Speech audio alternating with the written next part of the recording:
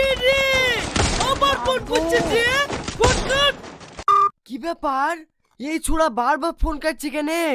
বাড়িতে কারুর কিছু হলো নাকি? বাবু আবার ফোন করেছে। বাবু এই কি হইলো রে? এই ছোড়া বারবার ফোন কাটছে কেন? মোবাইলটা দাদিকে দে। দাদি যা মরে গেল। দাদি মরে গেল? হ্যাঁ হ্যাঁ মরে গেল।